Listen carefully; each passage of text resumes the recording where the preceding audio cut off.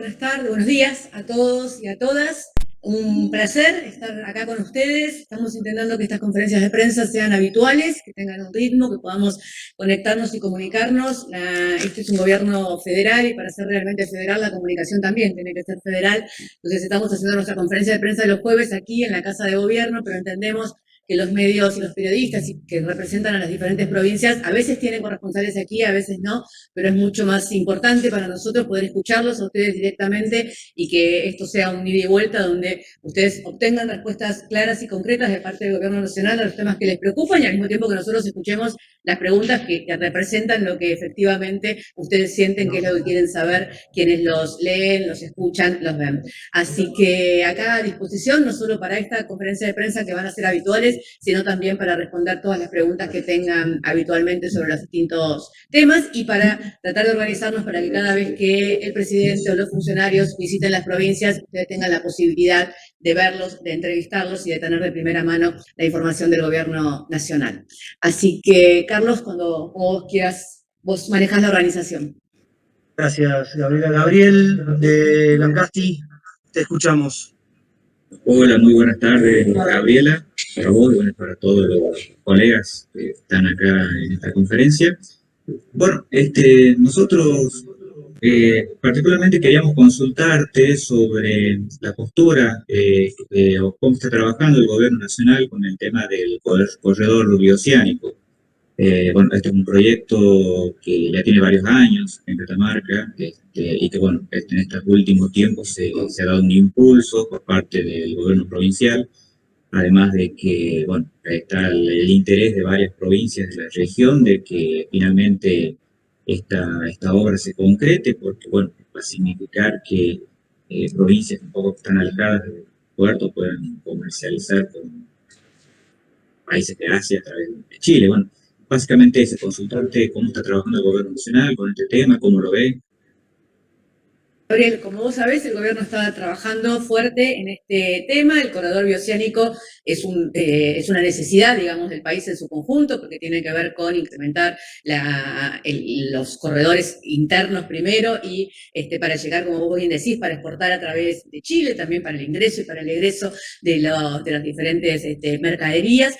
Lo que también sabemos es que todas las provincias del norte se han puesto de acuerdo en que el corredor bioceánico sea a través de Catamarca. Se está trabajando en el pasaje San Francisco en una cantidad de obras que ya se están llevando, en el paso San Francisco, en la cantidad de obras que ya se están llevando adelante. El corredor bioceánico entero en su conjunto, con todas las obras que hay que realizar, implica una inversión varias veces multimillonaria, ¿no? Estamos hablando de cifras que obviamente no se pueden llevar adelante solamente con la inversión del gobierno ni provincial ni nacional, sino también que hay que conseguir los fondos internacionales para que esto se pueda llevar adelante, y Argentina en ese sentido está buscando los fondos para que se pueda concretar esa obra. También sabemos que hay otras provincias, patagónicas por ejemplo, el caso de Neuquén, que también quieren ser quienes tengan el corredor bioceánico, y no hay una decisión tomada al respecto en el sentido de que no hay una decisión de que tiene que haber un solo corredor bioceánico, sino que tal vez se pueda implementar una variable en la cual haya por el norte y por el sur, digamos. Esta es una decisión que todavía se está evaluando con todos los elementos sobre la mesa. Implican muchas cuestiones de evaluación que tienen que ver con el financiamiento, con las posibilidades de inversión, pero mientras tanto lo que sí se está haciendo, y ustedes lo saben bien, y tengo acá los datos, pero seguramente ustedes allí en Catamarca también los tienen, es de la cantidad de obras, ¿no? Que se está, ustedes saben que el presupuesto del Ministerio de Obras Públicas para la provincia se incrementó en un 237%, ¿no? En este último año, y que tenemos más de 100 obras y proyectos que se están llevando adelante, más de 23.000 millones de pesos de inversión. Entonces, después se los pasamos a ustedes con todo detalle, pero digo, tanto las obras viales que se están haciendo como las obras de infraestructura, todo tiene también la posibilidad de que eso es la base, de que en algún momento todo termine uniéndose para el corredor bioceánico, y lo mismo lo que te decía que se está haciendo en el paso de San Francisco. Así que, tal como dijo el ministro Bodo de Pedro cuando estuvo aquí en la provincia hace poquito, conversando con el gobernador Jalil, este es uno de los temas que están en la agenda del gobierno, conscientes del apoyo que tiene Catamarca para que el corredor bioceánico sea a través de la provincia de Catamarca, el apoyo de toda la región del norte, ¿no? Muchas gracias, Gabriel. Muchas gracias.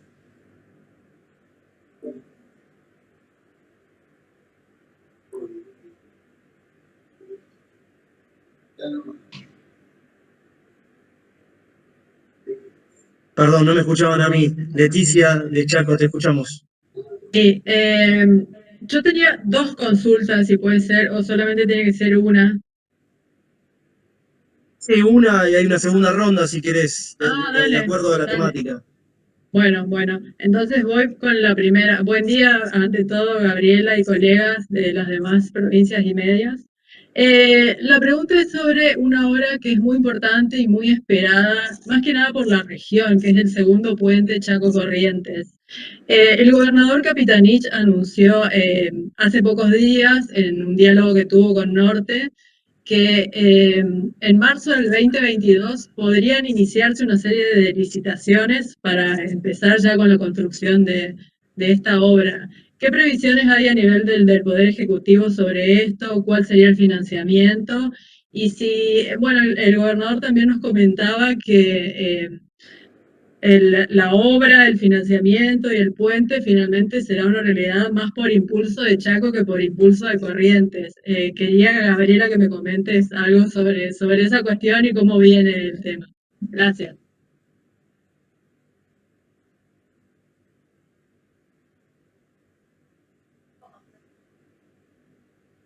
No se escucha, ¿eh? ¿Me escuchan ahora? Ahora sí. Ahí sí. Ahora sí. Ahora Recién.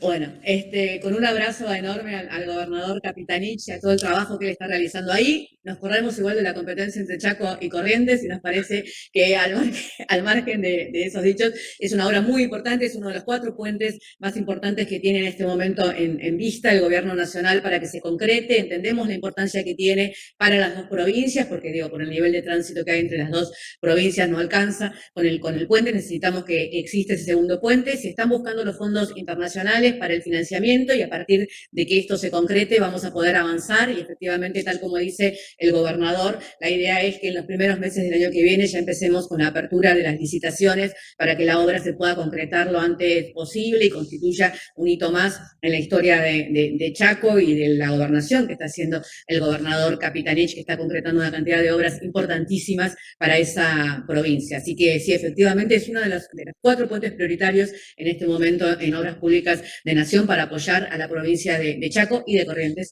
para que se pueda llevar adelante. Gracias, Leticia. Eduardo de Corrientes, te escuchamos. Hola, buen día, ¿me escuchan? Gabriela, buen día, colegas.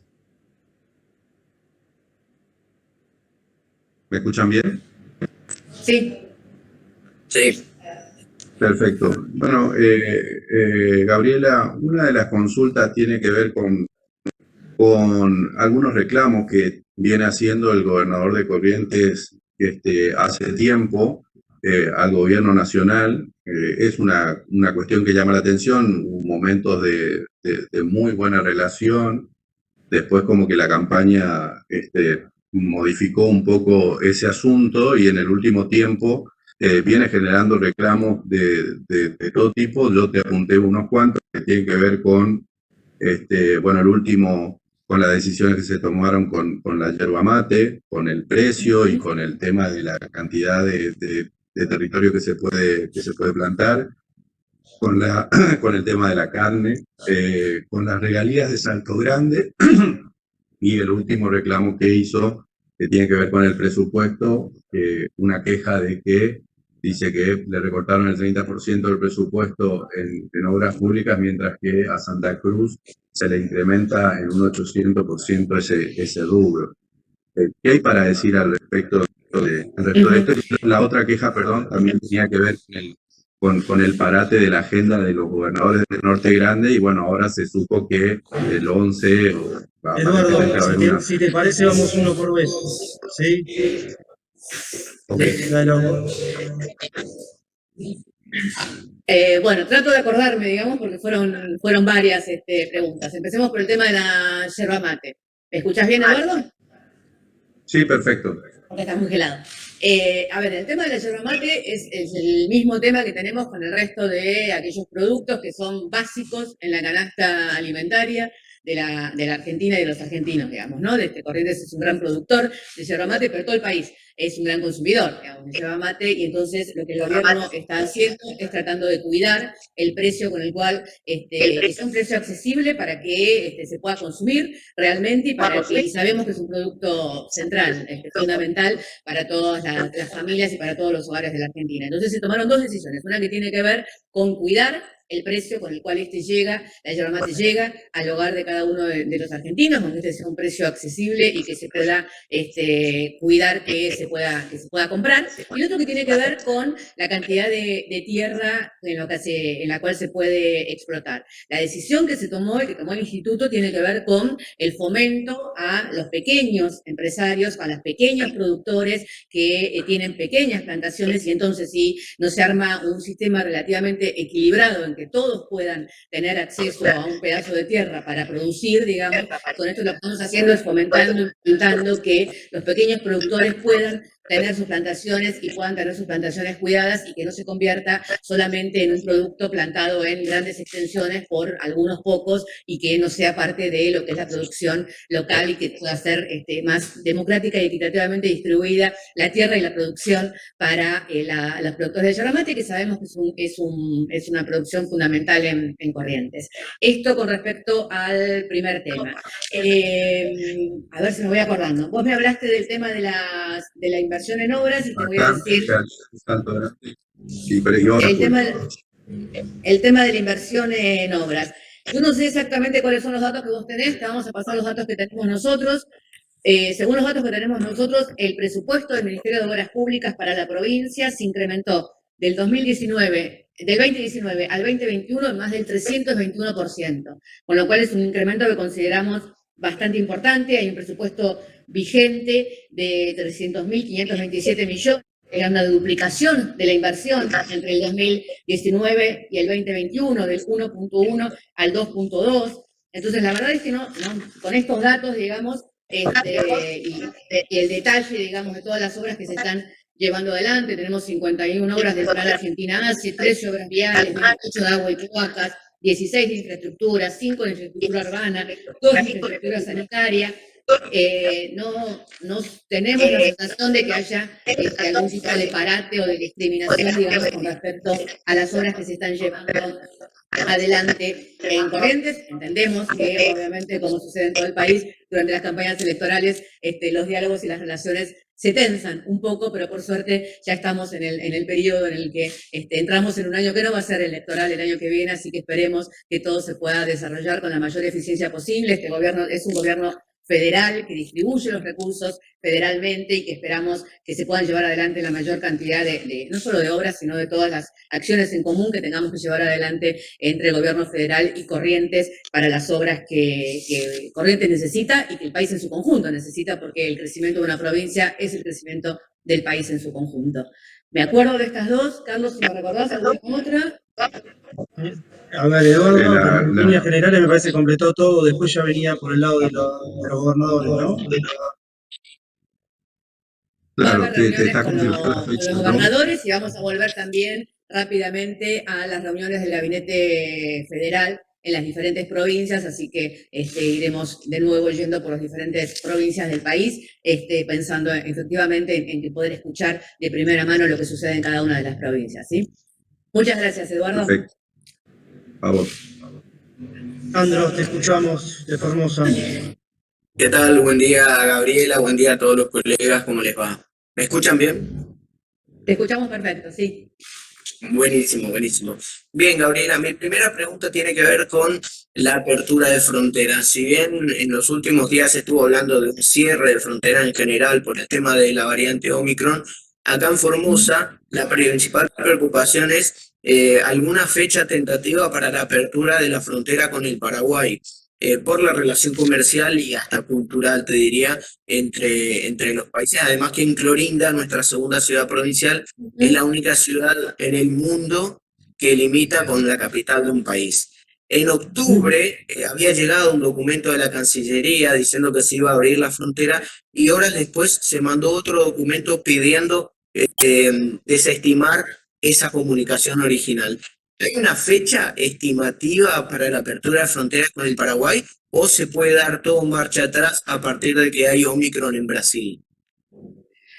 Se está trabajando mucho en eso, yo no te quiero dar fechas precisas que después la realidad me desmienta. Lo único que te puedo decir es que se está trabajando muchísimo en eso. En el caso de Formosa en particular, Formosa pide dos requisitos, digamos, para la apertura de fronteras, que tiene que ver con el tránsito vecinal y con el corredor sanitario seguro, con lo cual son decisiones que involucran poner una infraestructura que tiene que poner el ministerio, que tiene que poner la Dirección de Sanidad de Fronteras del Ministerio de Salud para ser cuidadosos y para efectivamente ser muy cautelosos, digamos, ¿no? En todo lo que tiene que ver con la apertura de fronteras en países. Digo, Paraguay limita con Brasil, Brasil ya ha llegado a la variante africana de la cual estamos hablando, con lo cual tenemos que ser muy cuidadosos y muy prudentes para cuidar lo que hemos conseguido hasta ahora en la Argentina, que es que después de la segunda ola, todavía no ha llegado la tercera ola, estamos en un momento donde pareciera ser que estamos cuidados y que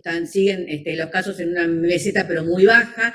Tenemos una buena parte de la población, más del 80% de la población mayor de 18 años ya tiene las 2 dosis. La población menor de 18 años, mucha tiene la primera dosis, pero necesitamos que se dé la segunda dosis. Los temas que estamos pensando, que eso aquí han dado en llamar el pasaporte sanitario, en realidad tiene que ver con incentivar a los jóvenes que tienen la primera dosis a que se den la segunda dosis y entonces obligarlos a que la tengan dada para participar de algún tipo de actividades como deportes, encuentros masivos, conciertos, recitales, todo lo que sabemos que es tan importante ahora que se viene la etapa de vacaciones y la etapa turística. Entonces, está trabajando el Ministerio de Salud con el gobierno de Formosa, la Dirección de Migraciones junto con la Dirección de Sanidad de Fronteras para abrir esos 2 pasos de los cuales vos estás hablando y que implican el tránsito vecinal y el corredor sanitario seguro. Se está avanzando para que esto sea inminentemente. Esperemos poder abrirlos antes de tener que tomar alguna medida porque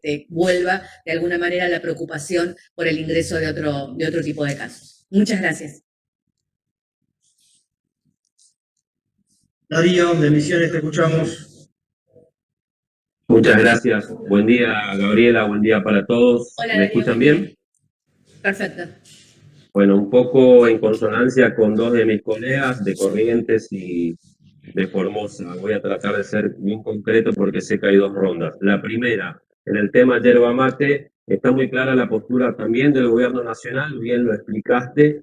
Quiero saber si están al tanto de que esta situación se judicializó, porque a partir de la medida que tomó el INIM, una yerbatera de Apóstoles en Misiones presentó una medida cautelar, un juez correntino de Paso de los Libres atendió esa cautelar y se generó un conflicto entre grandes productores que mayoritariamente por ahí estarían en Corrientes y lo que bien explicaste, pequeños productores que en su gran mayoría están en Misiones, y la otra bien concreta, también vinculada a fronteras, así como el colega de Formosa lo explicó, en Misiones es aún mayor. Ya tenemos 3 pasos habilitados, corredores seguros, lo sabés, Posadas Encarnación, Puerto Iguazú, Foz de Iguazú, Bernardo de Irigoyen, Dionisio Cerqueira, pero es una provincia que tiene un montón de pasos fronterizos. Sé que hay un pedido formal, el propio gobernador Herrera Watt estuvo con Juan Mansur con estos pedidos, está en trámite para también tener una certeza de cuándo podríamos tener novedades de otros pasos fronterizos. Gracias.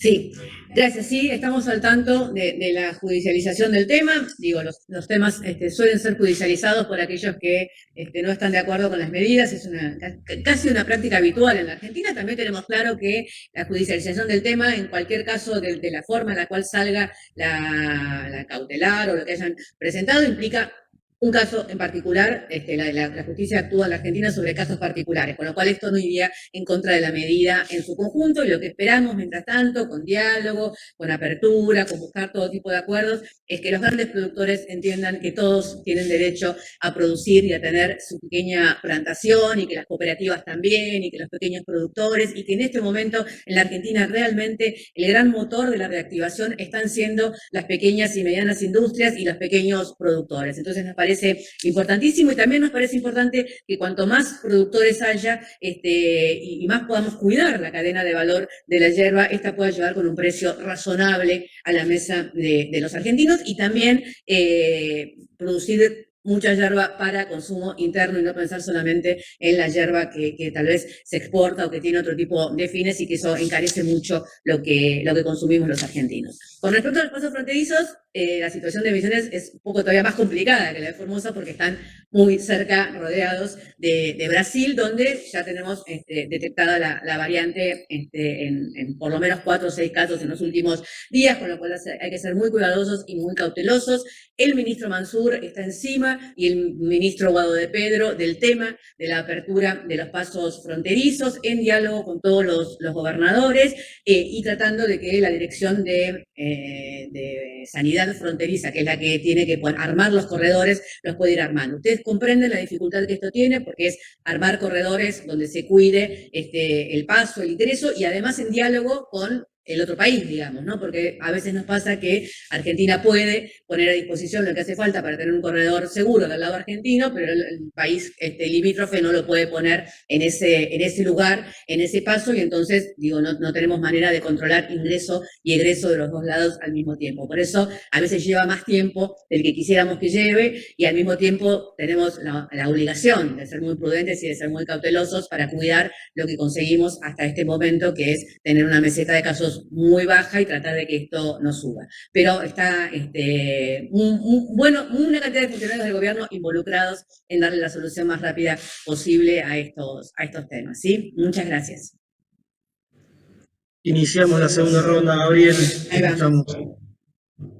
¿Por ahí me escuchan? Sí. Bien. Bueno, nosotros básicamente por lo que son las grandes obras para la región del NOA, ¿no? Nosotros siempre fue una de las grandes postergadas del país, y bueno, ¿qué plan tiene el gobierno nacional con relación a esta región? Te tiro un ejemplo, no sé si lo tendrás ahí, es de uno de los proyectos que siempre se viene prometiendo desde el dique de Potrero de Clavillo, trabajo que viene realizando con Tucumán, que bueno, lo prometió la anterior gestión, quedó en la nada, y bueno, básicamente eso. ¿Cuál es el proyecto del gobierno nacional con relación a todas las grandes obras para la región? Sí, el gobierno nacional está llevando, la semana pasada hablé con colegas de ustedes de otros medios, de La Rioja, Salta, Jujuy, Tucumán, digamos, hablando también de la zona norte, y les comentamos allí, incluso les enviamos, y me parece importante que les volvamos a enviar, si les parece, Carlos y Roxana, la documentación de todo lo que se está llevando adelante en este momento, que digo, algunas cosas tienen que ver con el Ministerio de Obras Públicas, otras con el Ministerio de Transporte, otras con el Ministerio de Educación, digo, ¿no? Son obras de infraestructura que se van llevando adelante por los diferentes ministerios con un criterio absolutamente federal, y que además esperemos, digamos, que ayer habló el presidente de este plan 2030, digamos, que estamos llevando adelante, que tiene que ver con una visión muy, muy global y muy general de cómo ir hacia adelante con estas grandes obras que vos mencionás, digo, ¿no? Las obras de los diques, hablamos antes del corredor transoceánico, estamos hablando de rutas, redes ferroviarias, hay una cantidad de obras que yo te puedo mencionar, que las tengo aquí en particular, digamos, las de las provincias en las cuales estamos hoy conversando, digamos, pero me parece aburrido y tal vez me parece mejor que te las enviemos, digamos, pero algunas de las que estamos haciendo, de lo que ya estamos terminando, digamos, o se terminó, es el acueducto de Piedra Blanca, el defensa sobre el río Gualfín, la ampliación de la red de agua potable y desagües locales en Carabús, estamos haciendo la planta depuradora de fuentes locales en Santa María, el centro sanitario de frontera en San Francisco, lo que hablábamos recién, la repavimentación y mantenimiento de la Ruta Nacional 60, construcción de cordones, cunetas y veredas en la isla y la villa, toda la revitalización del circuito turístico del dique, el Jumeal, que es muy importante en este momento por lo que significa el tema del turismo y la rehabilitación, el impulso que le está dando el turismo a muchas provincias, ¿no? Esas provincias tan bellas y tan centros turísticos para todos nosotros como son las provincias de ahí de la precordillera, digamos, ¿no? Entonces, la verdad es que hay muchísimas obras que se están llevando adelante, les vamos a pasar el detalle de todas, y la intención es que esto obviamente se profundice.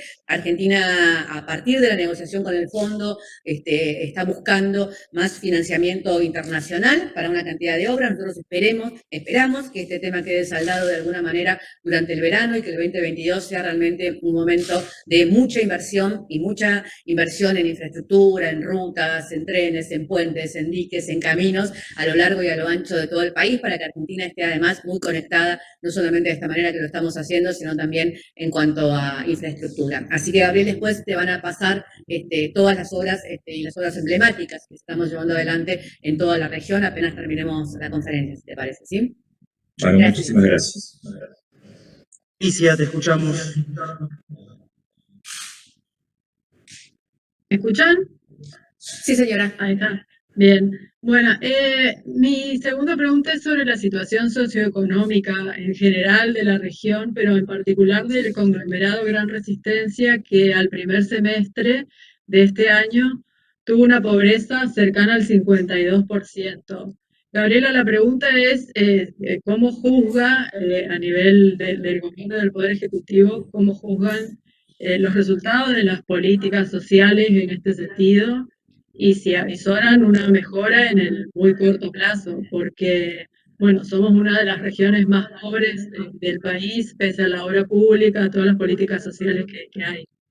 Esa es la pregunta. Sí, Leticia, la verdad es que nosotros venimos a ver, estamos en un momento en el que, decir que estamos alegres o optimistas son siempre palabras demasiado grandes para un país que está viviendo todavía en una crisis económica muy profunda y donde, como vos decís, en la zona hay 52% de pobreza y en el país en general el promedio es altísimo y es el promedio altísimo mucho más en niños y niñas, digamos, que están sumergidos todavía en la pobreza. Con lo cual, hasta que no salgamos de esa zona, digamos, no vamos a poder decir ni siquiera que estamos satisfechos. Lo que nosotros sí vemos, y vemos que es algo que por suerte está sucediendo de manera transversal en todo el país. Por ejemplo, ayer dimos los datos de crecimiento del empleo. El empleo, se generaron 129.000 nuevos puestos de trabajo y esto hace que ya hayamos alcanzado no solo el nivel previo a la pandemia en cuanto a ocupación en la Argentina, sino que estamos superando en un punto la ocupación que había en diciembre del 2019. Y cuando vemos el desglose de dónde se generó este empleo, que es empleo registrado, que es empleo en blanco, en algunos casos es trabajo industrial, en otros casos es privado, en otros casos es estatal y en muchos casos es independiente registrado, y se ha generado en 20 de las 23 provincias y en 16 de los 20 sectores productivos industriales, digamos, con lo cual sentimos que es un trabajo que se está generando empleo transversal en todas las provincias y en los diferentes sectores, y eso nos da la sensación de que es el camino, ¿no? Ese es el camino por el cual tenemos que seguir. Argentina va a terminar este año, después de 6 años de caída de la actividad económica, con un crecimiento de casi 10 puntos. Casi un crecimiento récord en el mundo posterior a la pandemia, y entonces eso nos permite pensar que ese crecimiento, va a empezar a llegar a todas las regiones, va a empezar a llegar a todas las mesas de los argentinos. También es cierto, yo que vengo de las políticas sociales, que con crecimiento solo no alcanza para volver a incluir en el sistema a los que están en la pobreza o que están sumergidos, y por eso son tan importantes las políticas sociales. Con muchísimos años de crecimiento a tasas altísimas, de todas maneras, acortar la brecha de injusticia, acortar la brecha de diferencia, de desigualdad entre ricos y pobres, si no se hace con una inversión social muy grande, no sucede naturalmente, digamos, ¿no? Porque las condiciones de pobreza estructural tienden a perpetuarse en el tiempo y entonces aún las políticas económicas no logran volver a incluir en el sistema a quienes están en pobreza estructural, y por eso son tan importantes las políticas sociales, que se llevan adelante a nivel federal, que lleva adelante el gobernador Capitanich muy puntualmente en la provincia del Chaco, que falta mucho, siempre falta muchísimo. Venimos de 6 años muy difíciles, estamos empezando a ver, te diría que desde septiembre en adelante, que este es el camino y que realmente estamos yendo a una reactivación que nos permite pensar que en poco tiempo más vamos a poder estar no solo generando más riqueza, sino sobre todo achicando la brecha de desigualdad. Muchas gracias, Leticia. Eduardo, te escuchamos.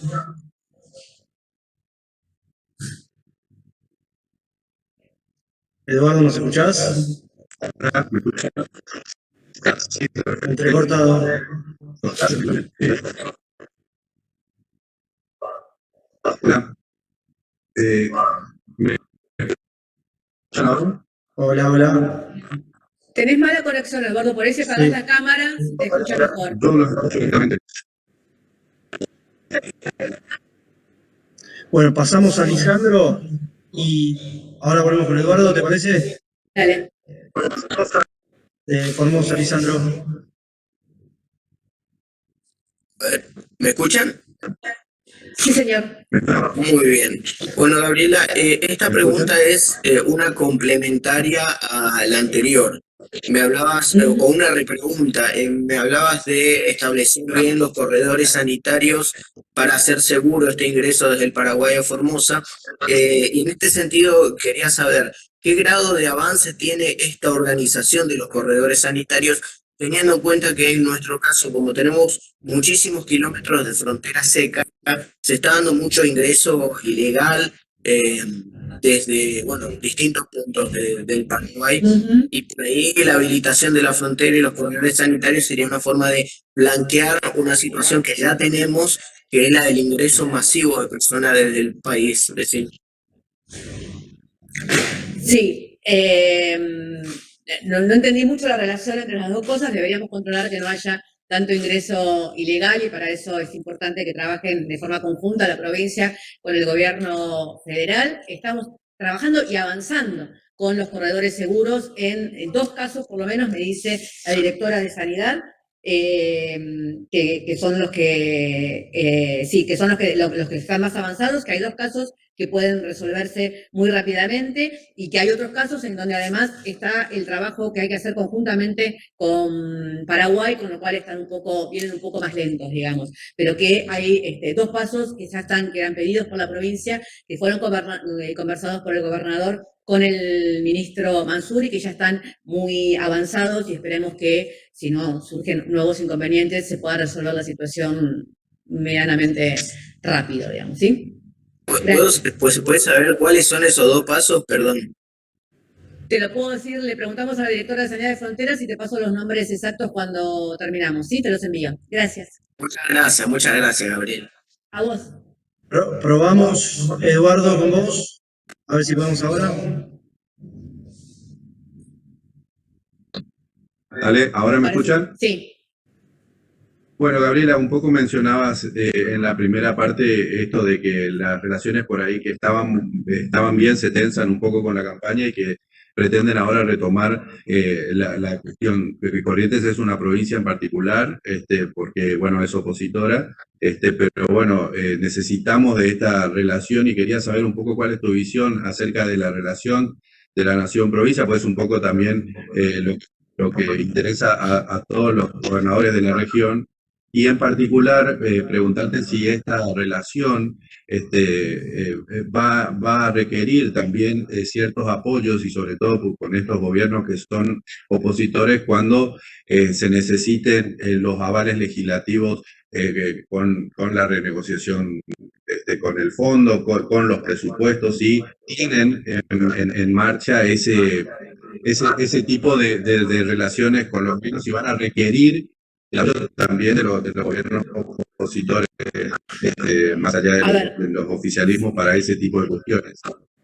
Entiendo la pregunta, Eduardo, y me parece de nuevo que son como 2 cosas diferentes, digamos. Este es un gobierno federal que ha enviado fondos a las provincias y ha hecho obras y está haciendo obras en las provincias sin ningún tipo de discriminación. A veces hasta tenemos quejas de gobernadores más cercanos que se quejan de que hay más obras o más inversiones en provincias que no son oficialistas, pero que trabaja en conjunto y uno de los grandes temas, digamos, del presidente Alberto Fernández es que Argentina tenga realmente un federalismo, y entendemos que esto no se hace solo con palabras, que se hace con obras, que se hace con infraestructura, que se hace con comunicación, que se hace con inversión, y esto es lo que estamos llevando adelante. Las discusiones sobre el acuerdo con el Fondo Monetario Internacional, por ejemplo, se van a dar en el Congreso, y sabemos que el Congreso está constituido de representantes del pueblo de las provincias y de los gobiernos de las provincias. Digo, la Constitución dice que en un caso algunos están en el Senado y en el otro caso están en diputados, pero también sabemos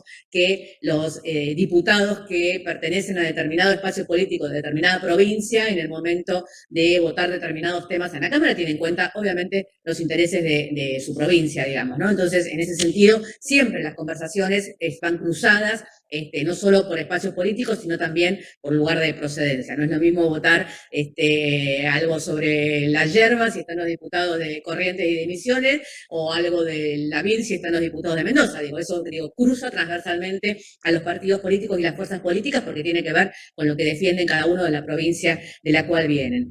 Dicho todo esto, también es cierto que una gran aspiración del presidente Alberto Fernández es que podamos dialogar en una Argentina de consensos y en una Argentina de acuerdos, digamos. Y esto implica a las fuerzas políticas, a los gobernadores, a los sectores empresariales, productores, a los sindicatos, porque esta es la única manera de realmente pensar en cuál puede ser el camino hacia adelante y cómo podemos llegar a las metas que nos proponemos. Entonces, digo, el diálogo se busca y a veces parece medio porteñocéntrico porque las grandes figuras de los partidos parecieran estar por aquí. Digo, no es el caso el caso de Corrientes, que digo que su gobernador es una figura muy importante, digamos, de una de las fuerzas de la oposición y que por lo tanto forma parte de toda la búsqueda de diálogo que está haciendo el presidente Alberto Fernández y el gobierno nacional en su conjunto. Nosotros tenemos un diálogo permanente y a veces los medios tratan de mostrar menos de lo que sucede o les resulta más sencillo mostrar la grieta, las discusiones, las cosas en las que no estamos de acuerdo,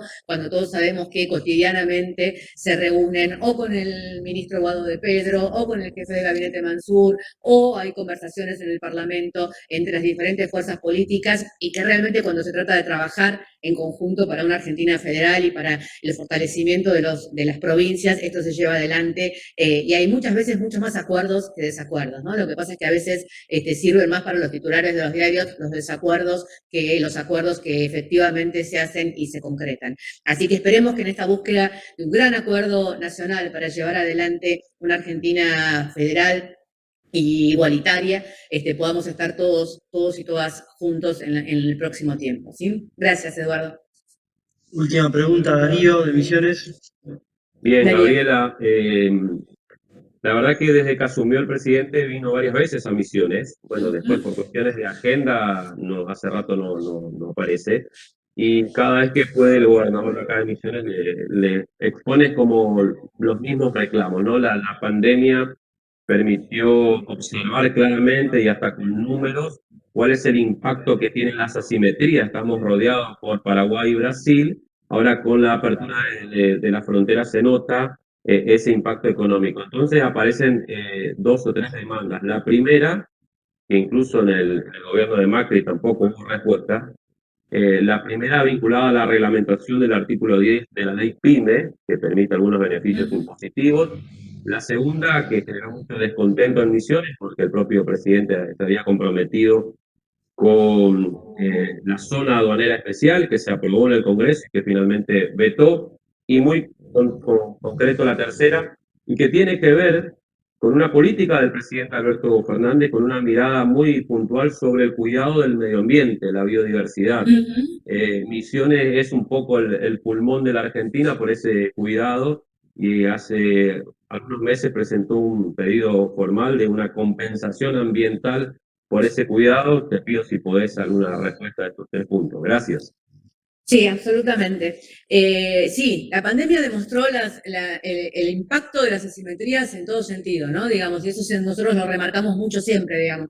Cuando hablamos de la no presencialidad en las escuelas, obviamente el impacto no es lo mismo para una familia que puede sostener la conectividad de su familia o de alguna manera sabe que cuando termina la no presencialidad el niño o la niña vuelve al colegio normalmente, que familias que la no presencialidad significó que la madre tuvo que dejar de ir a trabajar porque no tenía quien cuidar a su hijo y que no tenía manera de conectarlo y que entonces ahora estamos en un proceso muy fuerte en todas las provincias, en Misiones también, de revinculación con las escuelas de aquellos niños y niñas, adolescentes que dejaron la escuela durante el momento de la pandemia. Entonces, el impacto de las asimetrías, digo, la pandemia fue brutal para todo el mundo, fue casi un estado de guerra, como sabemos decir, para todo el mundo, pero como siempre, los más vulnerables sufren las consecuencias muchísimo más. Entonces, lo que hizo además fue incrementar las asimetrías, ¿no? Porque los que perdieron el trabajo fueron los trabajadores informales, los que tuvieron más problemas para subsistir eran los que no tenían un sueldo en blanco a fin de mes. Era absolutamente diferente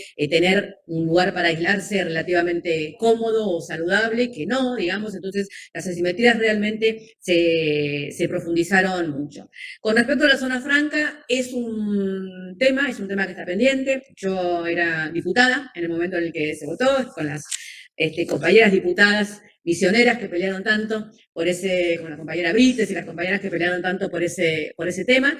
Es un tema que hay que resolver, es un tema que está en la agenda del presidente y que es un tema que se está pensando permanentemente de qué manera poder resolverlo, digamos.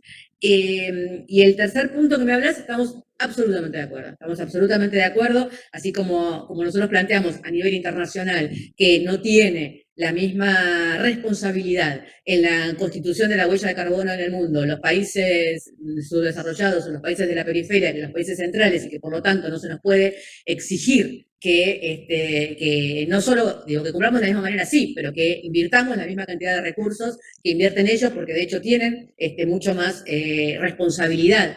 Es una responsabilidad compartida, pero compartida porque somos solidarios en la responsabilidad, pero no tenemos la misma responsabilidad en el impacto en el medio ambiente, unos países que otros, y por lo tanto una de las cosas que hemos planteado, y lo planteó con mucha fuerza el presidente en la reciente cumbre de la COP en Glasgow, es que tenemos una deuda, que somos acreedores ambientales y que nosotros necesitamos, tanto porque Latinoamérica produce todavía una cantidad de, como bien vos hablas de emisiones, de recursos ambientales que forman parte de la oxigenación todavía del planeta, como que no volvamos a convertir a la lucha contra la crisis climática y por un cambio y una política sustentable en un nuevo lugar de desigualdad donde algunos tengan los recursos, produzcan la maquinaria, la tecnología y concentren, ¿no?, los recursos de tecnología para luchar contra la crisis climática y los otros tengamos que comprarla a precios exorbitantes y se ensanche cada vez más la brecha. En ese sentido, obviamente, estas diferencias también se repercuten adentro del país. Vos sabés que hay una ley presentada en el Parlamento de la Nación sobre el tema de emisiones. Es una ley que se presentó en el año 2017, con lo cual perdió estado parlamentario. Es un fondo de compensación especial ambiental para la provincia de Misiones. Habría que presentarla nuevamente. Me parece importante que los diputados y las diputadas de Misiones vuelvan con ese tema a la Cámara para poder volver a tratar esta cuestión, y es importante que Argentina preserve y luchemos todos juntos contra la crisis climática, porque es el tema del futuro, y como sabemos, en temas ambientales el corto y el largo plazo empiezan en el mismo momento. Lo que no empecemos a hacer hoy va a impactar sin duda en el futuro, ¿sí? Así que muchas gracias, Darío.